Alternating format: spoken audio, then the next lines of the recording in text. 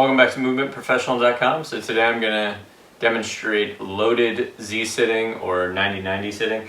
So the Z-sit, just as a review, is getting one leg into this externally rotated position and then the back leg into a more internally rotated position. Generally you're going to start with 90-degree angles. That's why it's often called the 90-90 position. So you have 90 degrees here, 90 degrees here. But for what we're going to be doing here, since we're going to be flowing through, these angles can change as we get into different positions. So when we want to load this, we're going to want to use the load to oftentimes promote upright posture and then even load us going towards this internally rotated side. So I'm going to just start with a goblet position.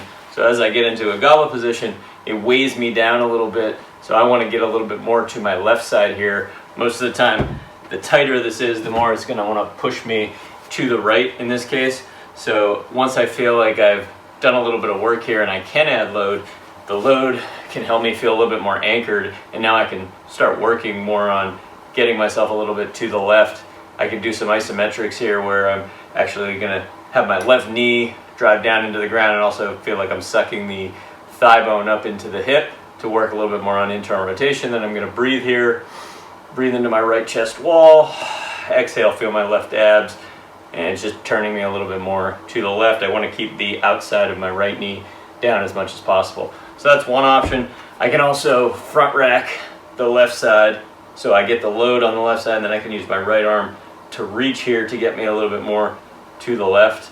And then I can transition with this. So again, just like a goblet squat type of position, I can actually come up to the top of what would be like standing in a squat and then sink down, and then I can transition to the other side, get myself in position, rise up. So here's where you're going to lose your 90-degree angle. So you're going to get the shin, my left shin in this case is going to tuck under, and I want to squeeze my glutes, squeeze my core just like I would if I was standing up from a squat.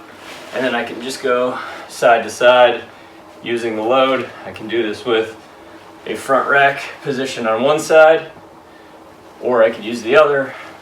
All right, so the load just really enhances this. It also gives you a lot of feedback for postural control because it could cripple you if the weight's too heavy.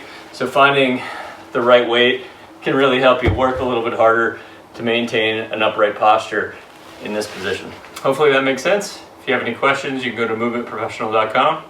I'll see you next time.